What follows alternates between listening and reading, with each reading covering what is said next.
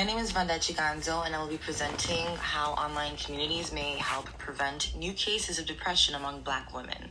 Depression is not only treated at lower rates in the African American community, particularly among Black women, but of those who do receive treatment, many don't receive adequate treatment.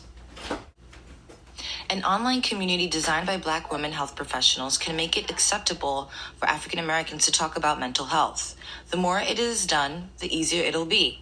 Which leads to our question: would engagement in online social support groups geared towards preventing and treating depression at no cost to members prevent the increase of newly diagnosed cases of depression among African American women? Major depression is manifested by a combination of symptoms that interferes with the ability to work, study, sleep, eat, and enjoy one's pleasurable activities. Women, young, middle-aged adults, and non-white persons have higher rates of depression than their counterparts, as do persons who are undereducated, previously married, or unemployed. The inaccuracies of suicide determination in African American women have been debated by investigators, probably due to the underreporting of suicide in African American women. Other investigators report that suicide rates of African American women are much higher than those reported. For African American women, gender and race intersect to make them uniquely vulnerable to PTSD. African American women experience the same traumas as other women, but at a higher rate. According to a study from the University of Michigan, Black people are more likely to experience race-related stressors and oppression that can lead to increased feelings of victimization, which also increase the risk for PTSD. At a time when a new mother is most vulnerable, as they're responsible for the care and nurturing of a newborn baby, their homes, themselves, their families, it seems that African American mothers are reluctant to expose any frailty, thus making it difficult for professionals to provide adequate diagnosis and treatment. While many studies exist on the manifestations of postpartum depression among European American women, few exist which focus solely on African American women who have had postpartum.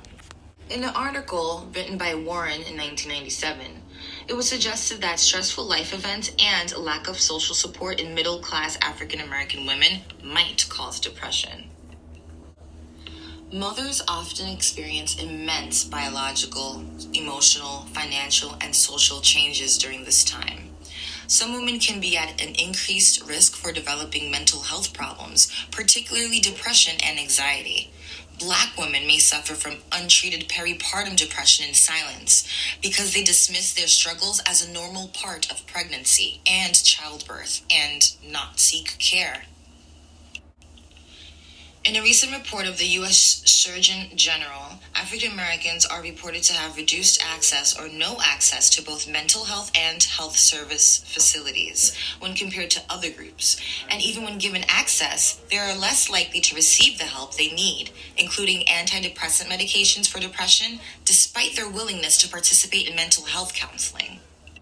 Screenings should be implemented with adequate systems in place to ensure accurate diagnosis, effective treatment, and appropriate follow-up. The American Academy of Family Physicians recommends screening for depression in the general adult population, including pregnancy and postpartum women. Commonly used depression screening instruments include the Patient Health Questionnaire in various forms and the Hospital Anxiety and Depression Scales in adults, the Geriatric Depression Scale in older adults, and the Edinburgh Postnatal Depression Scale in postpartum and pregnant women. One of the greatest barriers to keep Black women from receiving treatment for depression is a history of discrimination and a deep mistrust of healthcare institutions in the U.S., which can cause Black women to refuse help when they need it. A history of trauma and victimization experienced by African Americans has also helped foster cultural mistrust and attitudinal barrier toward the U.S. healthcare system that can prevent patients from even seeking treatment in the first place. For many African Americans who may want to discuss the impact of racism on their mental health and physical well-being, finding a mental health practitioner who is also culturally competent is important to their health. There are significant inequalities in care, from misdiagnosis to overuse of medications to misunderstanding cultural expressions of mental distress. But it is not easy to find mental health professionals trained in anti-racist practice and anti-oppressive strategies, especially outside of major urban areas. In the African American community, people often misunderstand what a mental health condition is, and therefore the subject is uncommon. This lack of understanding leads many to believe that a mental health condition is a personal weakness or a form of punishment.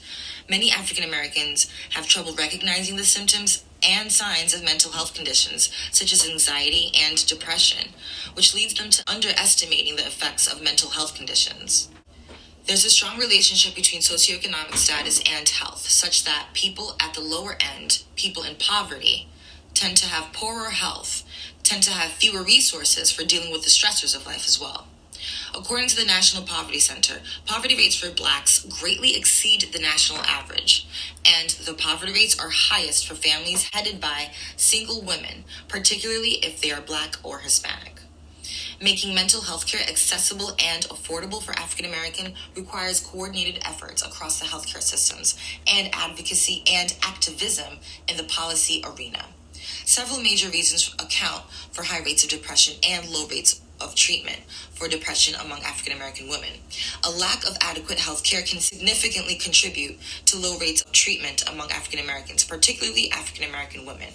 Researchers at the National Alliance for Mental Health Illness find that African American women tend to reference emotions related to depression as evil or acting out. Avoiding emotions was a survival technique, which has now become a cultural habit for African Americans and a significant barrier to treatment for depression. As a result, Black women are more likely to deal with shame many feel about poor mental health and depression in much of the same way by avoiding the emotional toll it takes on them. The U.S. Preventive Services Task Force is an independent voluntary body that makes recommendations about the effectiveness of specific preventative care services for patients without related signs or symptoms. Depression is usually treated with medications, psychotherapy, or a combination of the two. An online support group that collaborates with other advocacy groups, research groups, state and local politicians can enforce a more intricate vetting process of an online support group as a strategy of intervention to make mental health care more accessible and make mental health care more acceptable to talk about among Black women who suffer from depression. It is currently not clear whether participation in a peer-to-peer group reduces or increases the uses of healthcare. In conclusion, online communities have an effect on participant retention and the effectiveness of an automated lifestyle intervention, just like geographical communities. An active online community might contain user-posted stories about overcoming barriers, empathetic messages of support for those who are struggling, and celebrations of success. If we can figure out how we can effectively maximize social support through electronic support groups, it can leverage social support, positive social modeling, and dynamic content to keep users engaged in the program and to support behavior change. Thank you for watching our presentation.